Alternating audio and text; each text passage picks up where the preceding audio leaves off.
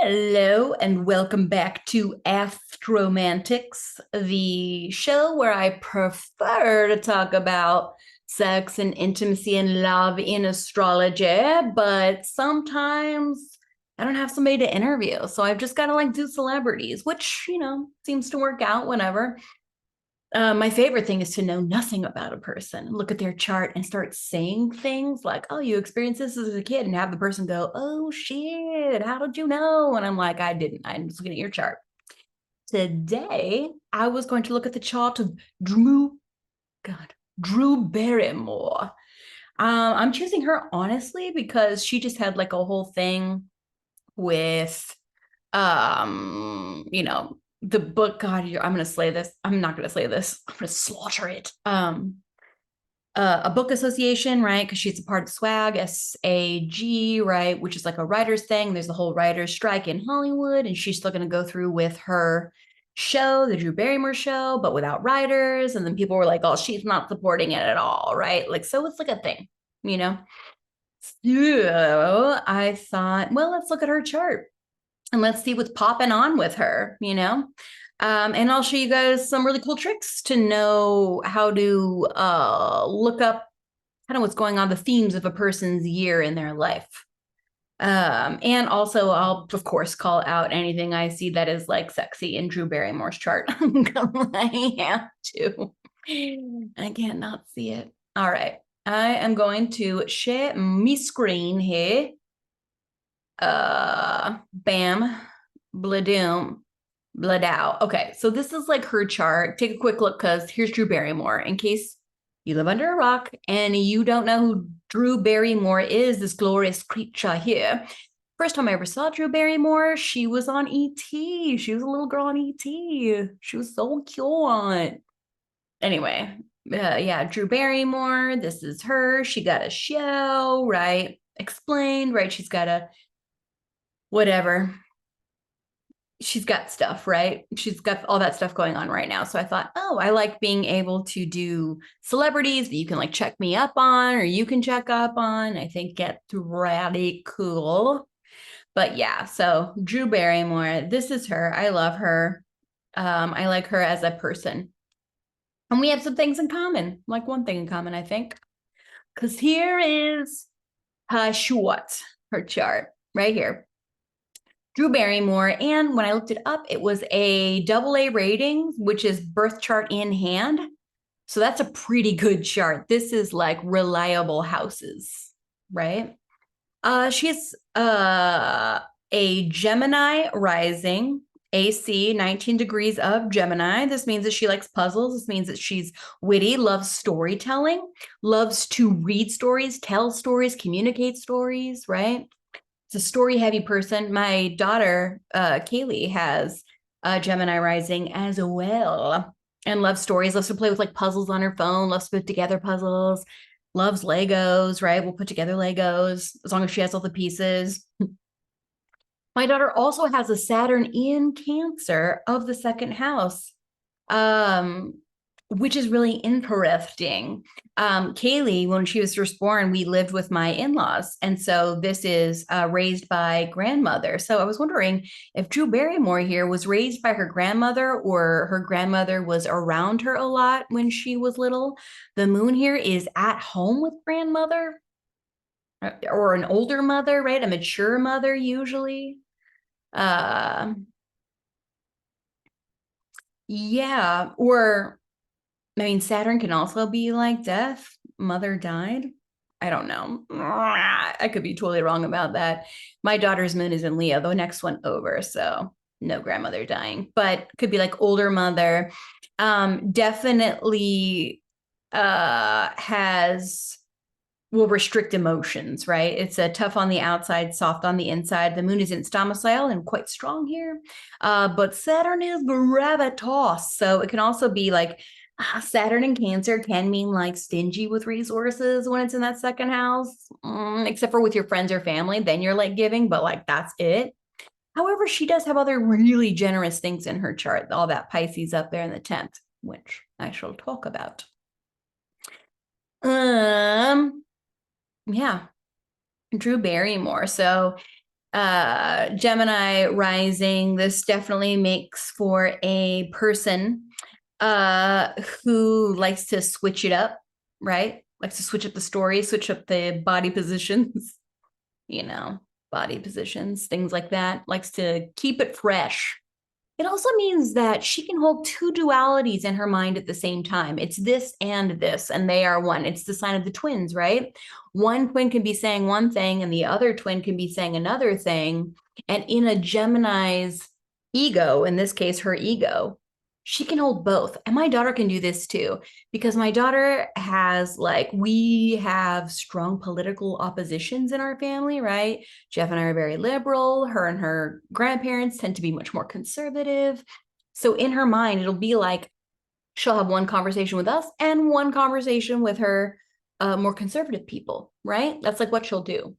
And she can hold them both in her mind as if they are both one thing. So Geminis can do that, and wherever it is in your chart. So she can physically then say one thing to one person or be one way, and then physically also be another way. And to her, it's all the same. And she's got a sun in Pisces with Jupiter and Venus. That is one lucky mammer jammer, actually, this woman here. Sun in Pisces isn't everything the same? It's a single consciousness, right? It's a desire to have a single consciousness. And Jupiter goes, hell yeah, buoy that shit, right? And then Venus and Pisces is extra, right? Venus is exalted and Jupiter is at home, and they are in the same spot, almost conjunct. Venus 29 degrees of Pisces, Jupiter 24 degrees of Pisces. That is like 5 apart. Well, 16 minutes. Wow. That's exactly 5 degrees apart. That is enclave, right? Jupiter's like, can I give you luck? And Venus is like, can I make you extra lucky, right? Like in that 10th house of career, authority, legacy, she's going to come out of every situation more than okay, because she's more than capable of being extra liked just naturally, right? It's up in her consciousness, right? So like this is a person who really definitely cares hard, right? But Pisces sometimes will see things as the same. Everything is the same. They can be really big with their emotions too sometimes, and they can feel really miserable when they feel like they've let someone down, like extra inconsiderably low when they feel like they have hurt someone, and it can make them feel like they want to just fucking swim away, right? I want to get the fuck out of here, swim the fuck away, right? But ultimately though, this is a lot of support. The Sun and Jupiter are besties. She has a day chart, so Jupiter is her most benefic, and Saturn is her other malefic, Saturn in Cancer, but it's not her most malefic. Her Mars in Capricorn would be her most malefic, but it's exalted. So it acts kind of as if it's a benefic, and it's in a Scorpio 8th house. That is like extra help. Girl got extra help and shit up in there. So that's like really good. Yeah, she's got a lot of stuff going for her, a lot of stuff on her side, honestly. Saturn makes things a little bit stingy, a little bit. Saturn in Cancer can be said to come across as heartless, but she's definitely not, though. There's no way you can have that much Pisces up in there and be heartless. Impossible, right? She's got a Mercury here, 10 degrees of Aquarius.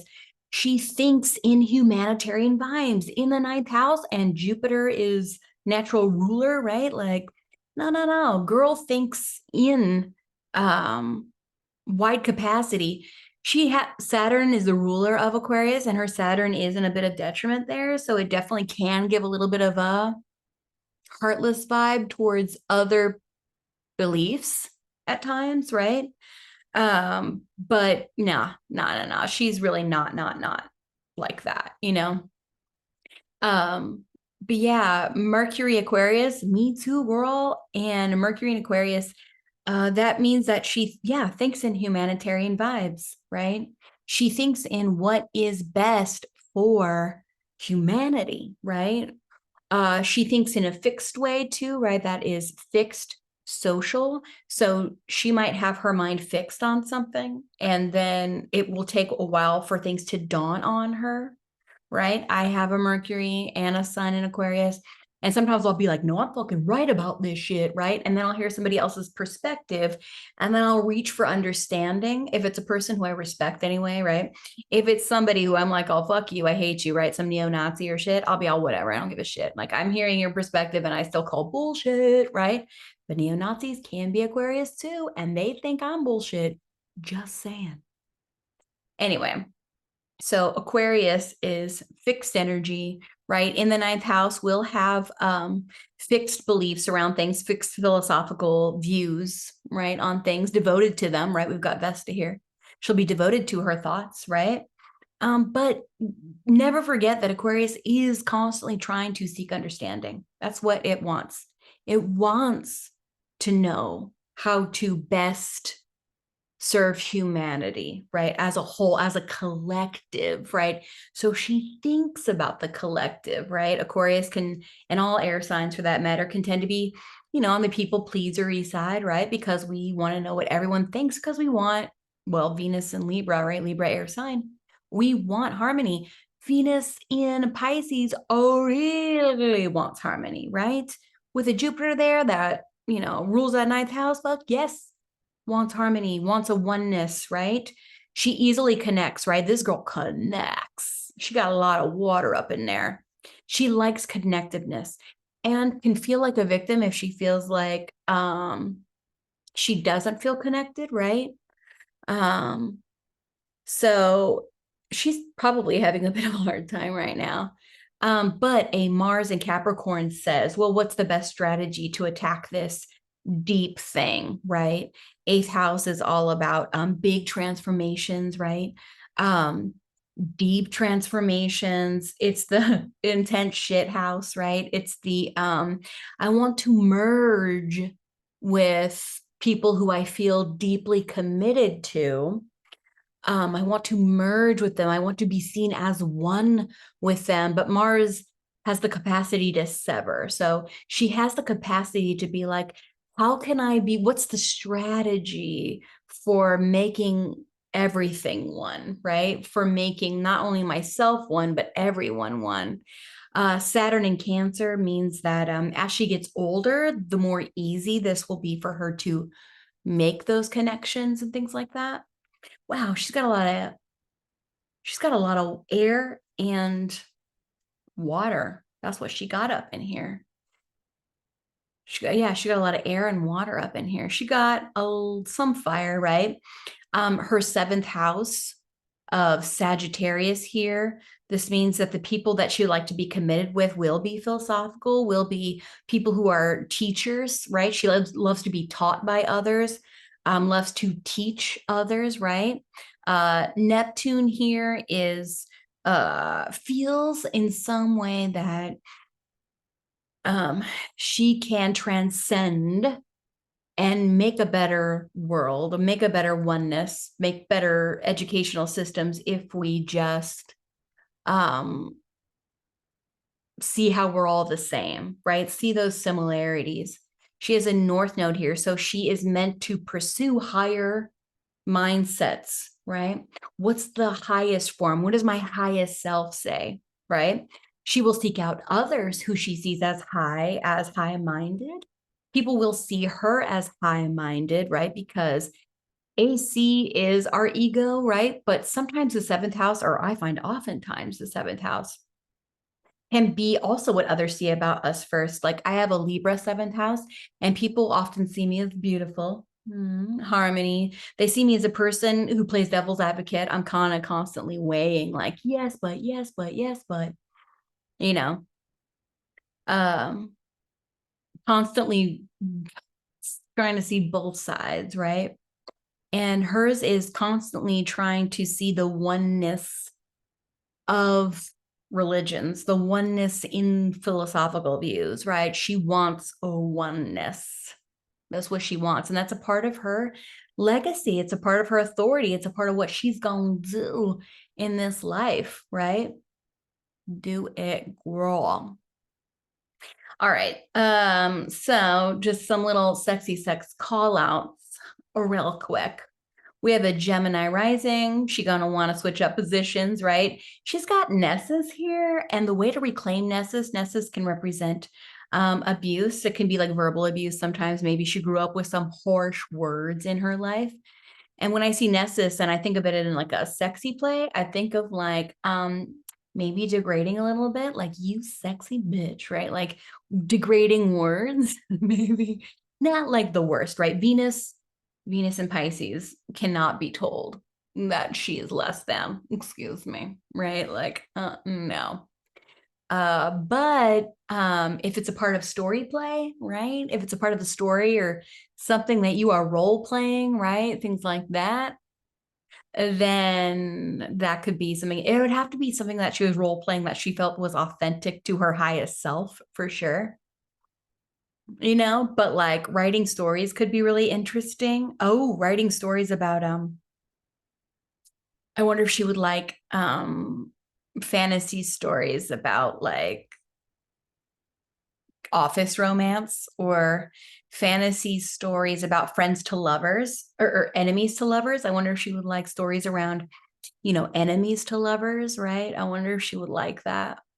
We started off hating each other, being like, fuck you, dude. And then like it came out in the end like, oh wait, we really like each other, kind of a thing. I know she's attracted to like I fell in love with my yogi, I fell in love with my preacher or something like that.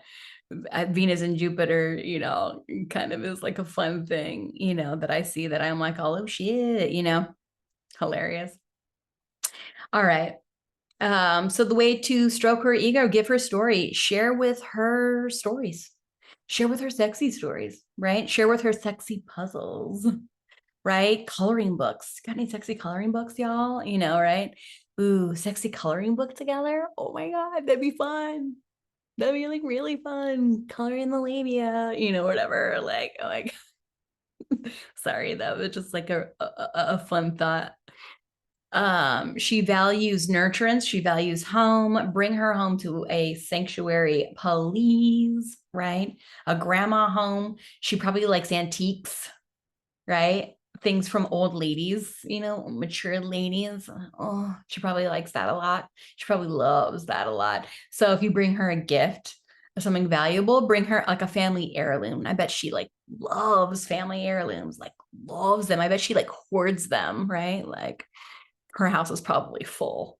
That house is full of family heirlooms. Like I know it.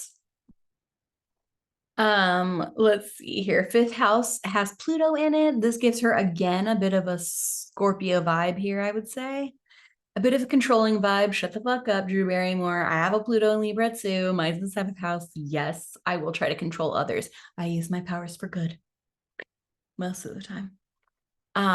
So controlling the flirting, right? And she definitely will flirt with a bit of a Scorpio layer to it.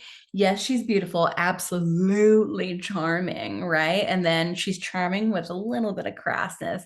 I'm charming, but with a little bit of edge, right? There's an edge that Pluto gives here that's really, really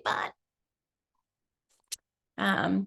So happy Valentine's Day, you beautiful bitch, right? Kind of a thing. Like, happy, you know, yeah. Yeah, she will have like a little bit of a dark edge here. So that's like super fun. Yeah, that's what it makes me think of immediately, right? So the way to flirt with her is take her to a pretty place, right? Take her to a place, um, I think of like art shows, art openings, maybe of like beautiful art or like beautiful stores. Ooh, or like if you took her to a place where music recordings were happening, something beautiful. When I think of like, I think of music as being beautiful. Music would be extra beautiful for her, right? Beautiful spaces, right? Spaces that are pretty, right? Pretty, but have an edge to them, right? Like that would be something that would be like really nice. And then do something like dark and edgy here. Ooh, that Mars and yeah, something dark and edgy is like what I think of. Yeah, there's this a biquintile here from that Pluto, 8 degrees, fifth house, Libra, a biquintile to her sun and Black Moon Lilith here. So consciously an outcast, right? Something about her is so charming, but she will also be perceived as a kind of an outcast or on the fringe, on the edge in some way, but will be welcomed in because she has so much luck with those benefics there. But she also makes, anytime we see a biquintile, it means that two unlike things are being made to be alike. So like Pluto is dark and a bit obsessive and controlling, but also deep transformation. And then the sun in Pisces is like oneness. There's a fantasy, a dreaminess, a mind, a consciousness that has dedication to oneness, that everyone can be one if we just felt each other out, right? Because it's that intuitive placement. So, yeah, it's like dark intuition in a way, right? It gives her a little bit of like it gives her a sexy vibe, an undertone of sexy. She has this like light bubbly, right? Because Libra is also bubbly, like bubbly, her Venus here too in Pisces 29 also gives that bubbly because I have a Venus in Pisces too. Give me a bubbly. Yeah. But she's got, yeah, that Black Moon Lilith. So we got, a bit of a sexy girl there, right? Pluto gives me more sexy vibes. So, oh, super fun, super fun. Sixth house of Scorpio with Uranus there. She don't give a fuck about what you think about her every day, right? Uranus is where we want to be independent, we don't. We want to be independent, we don't. So she likes to work alone, she doesn't. She wants to be able to run and be ambitious, she doesn't. I need people, I don't, right? Like it gives an on and off. It also means that she's kind of clumsy every day. People who have Uranus in the sixth house also tend to be a little bit like clumsy. There's like a klutziness every day to them, or they stub their toe every day, or they, you know, people with Uranus in the first house too will have this sometimes. There's like a kind of clumsiness. It's less clumsy in Scorpio because Uranus in modern astrology is said to be exalted, but in the sign of Scorpio, that's funny though. But yeah, she likes to be surprised every day, surprised in some like dark way. Oh my gosh, Gemini loves gossip. Like, I kind of love it. But then her Aquarius, Mercury, and her Pisces bits will be a little more like, but people, but yes, that is like shocking. And I love shocking. She would love shocking, but like also be nice, it's kind of a thing about that. Um, so Sagittarius people and North Node here, yeah, be around philosophical peoples, right? Learners, people who care about culture, people who like to travel, another thing, traveling and things like that. Okay, so now really quick, I want to show you a cool way to figure out, hey, Drew Barrymore, we know she's in the spotlight right now for being taken off the writers thing because they were like, oh, you're not really, if you're still having your show, you don't deserve this, we don't want you to part of this kind of a thing, right? So the first thing that we can do is look at the transits. What is up right now in the transits for her? Okay, so she does have Saturn retrograding over her 10th house of career and legacy. Saturn's a restrictor. Saturn's a killer. Saturn goes, what's growing, what's not growing? Let's cut this fuck off, right? Let's prune. Think of Saturn as like a pruner too, right? If you are growing things that Saturn's like, this is not in your best benefit for forever, get it off. Let's get it off.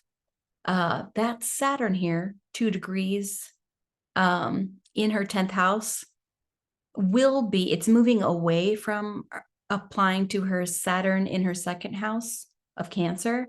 But there's a trine here, and Saturn in trine to Saturn means that there is a flow. This means that she will definitely be learning something from this. She'll definitely be growing from this situation for sure. And she's going to come out on top because it's going over her benefics. Saturn doesn't stand to, Saturn is not going to give her that much guff, right? Saturn's just shaping her up a little bit, learning and growing from this situation. And then, she's going to grow from it. She's going to be fine, baby. She's got Pluto 28 degrees retrograding towards her Mars of 23 degrees, Capricorn 8th exalted. So she's going through deep transformation around her actions, around her strategies too, right? So 8th house has to do with deep transformation. Pluto is hanging it up in here, right? Because Pluto loves that 8th house. Pluto's like, oh, let's transform shit. I'm about to give you I'm going to shake your bones and we're going to make sure those bones be sturdy, right? So her Mars is getting a powerful shakeup though, but I think she will have a more powerful sort of feeling coming out of this. She is getting that pressure, right? Pluto shakes. Pluto does this whenever it's like around your shit, right? If it's like around your sun, if it's transiting your sun, which is about to do mine, it does this. And it does this and it doesn't let up. Pluto doesn't let up, right? Pluto is just constantly, it's the planet of death, that and Saturn, right? So it's saying what needs to die, what falls off when we're shaking, right? What falls off in the earthquake. And so she's about to have maybe deep thoughts about others, about those who she merges with. She's about to get shooken up by people who she maybe thought she merged with. Well, that she's maybe now having second thoughts about, right? Those are those vibey vibes there. Interesting. All right. And the other thing that we can do is I'm going to show you how to look up, I was going to look up profection years, profection year. So in astrology, a profection year is based upon your age, and you choose a wheel. So here's a wheel here. And so you'll see ages here, and then they go out. So age 0, 0 to 1, age 1, age 2, age 3, age 4, right? And then it goes around, and then it gets to 11, and then we're age 12, 13, 14, and it just keeps going around in like a spiral, right? Drew Barrymore is 48, and 48 is right here. This is 48, right? So she's in a first house profection year here. Interesting. They have Venus as another thing. Is this a Vedic? Oh, this is a Taurus, if you're a Taurus rising. I mean, the years are the same. I'm going to show you another one here. The years are the same. That was just for a Taurus rising. So, and she has a Gemini rising, so it's Mercury ruled, not Venus. So I was looking at that like, what the fuck, not Venus. All right. But 48, she's in a first house perfection year. So when we look at the individual's chart to see who is Lord of their year, right? The ruler of Gemini is Mercury, right? And her Mercury is living up in here in the 9th house. The 9th house is ruled by like a natural Sagittarius, Jupiter. So she has a Mercury ruled first house. This means that themes of this year for her from her birthday 2023 till her birthday in 2024, main themes will be around communication, how she communicates her ego, how she physically shows up in the world, right? She might be moving, right? Or she might be changing up her image. That's another thing that happens in what is her image? What does her image want to be like, right? Communication is anything you use for communication. It's texting. It is not media content exactly so much as the way that media gets, right? Transferred back and forth, right? So it is TV in her case. Most of us, though, it's like online. It's like people, how we communicate via social media, things like that, right? Verbal communication. It's also traveling, like short distances, cars. I don't know if she's changed a car or been thinking about getting a new car. Sometimes that'll happen too. But yeah, how she communicates herself and her ego are going to be going through some kind of change this year, right? So the ruler of Mercury, right? This means the nodes are also activated. So her south node is activated, which is here at 5 degrees Gemini, and her Nessus is here, right? So, that's going to get activated, right? Abused verbally, right, is a thing possibly that could be activating for her this year. Feeling abused by media. I don't know, just saying. South node, right? So where she's been. So this would mean that, like in previous lives, she has been a communicator, right?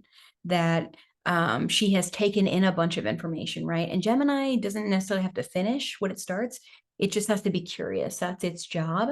So in past lives, maybe she was the communicator. She was curious, right? It gives a youthful feeling to a person too, Gemini, right?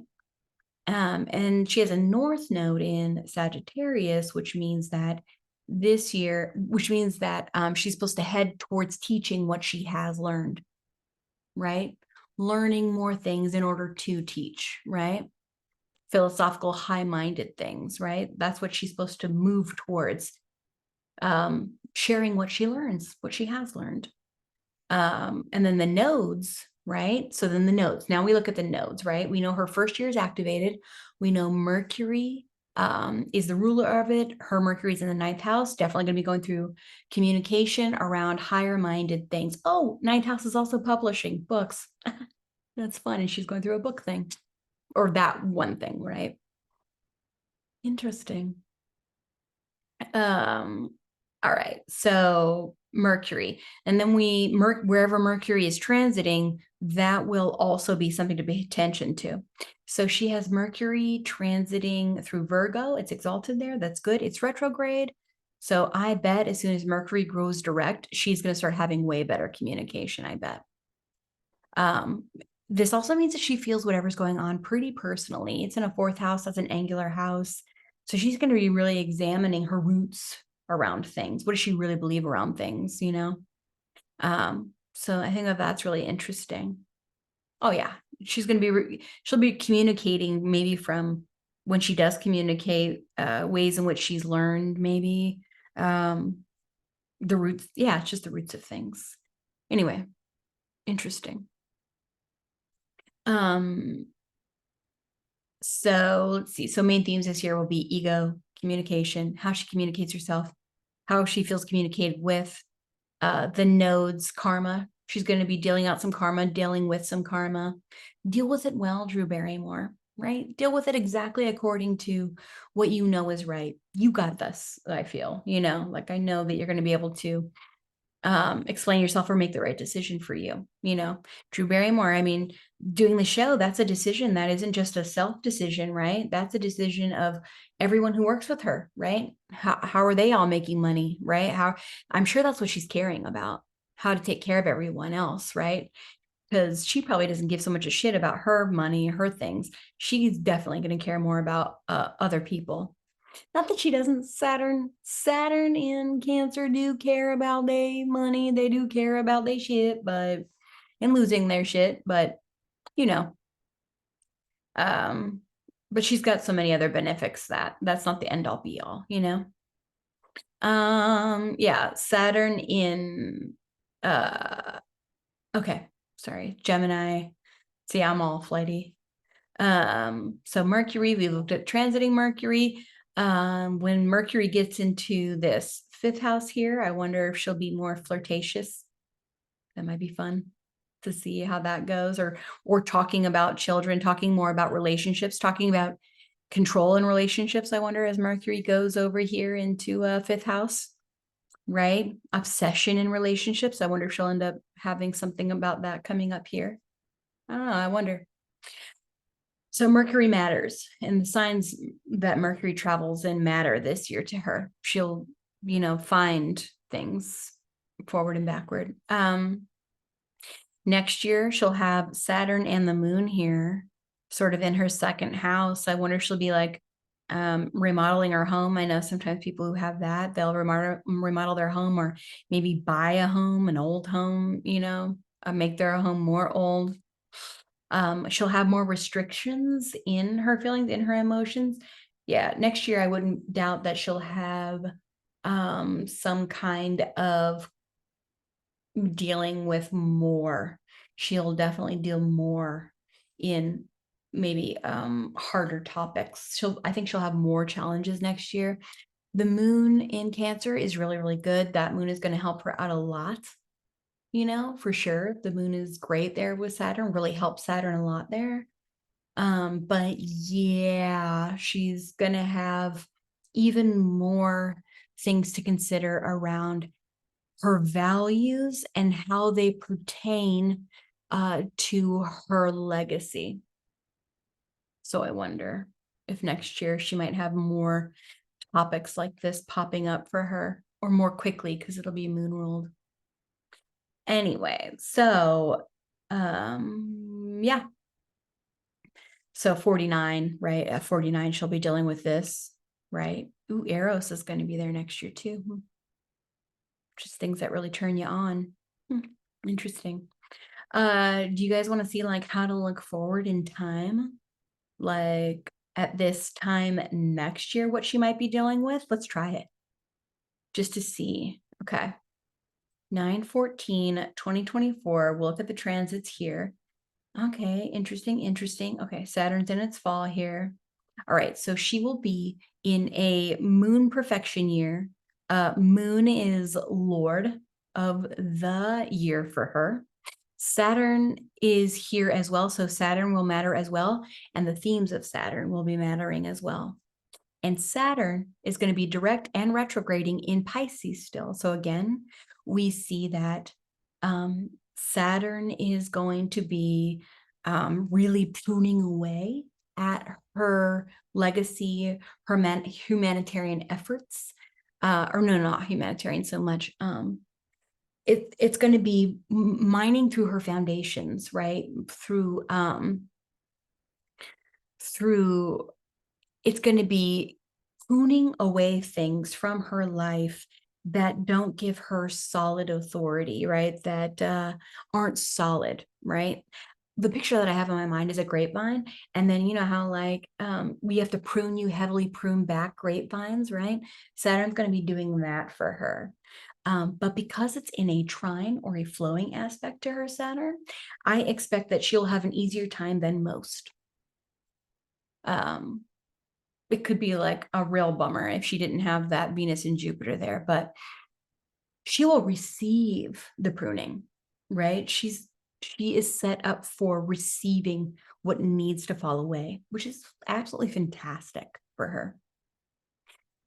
Mars is here, right? Mars is going to be going through there. So Mars is definitely going to be making her feel moody about taking action on her resources in some way. Oh, and it's in a square. Well, we'll all be having that square to that node in that time. Okay, so Mars is going to be in a square to Pluto. This means that she will be having to take action on how to separate or sever resources, how to manage her resources, where to take action on her resources, and how it pertains to how she expresses herself in fun, playful ways, in social ways, right? So at this time next year, she'll definitely be having some power struggles when it comes to how she wants to express herself in a sort of leadership way, right? Because fifth house represents leadership stuff.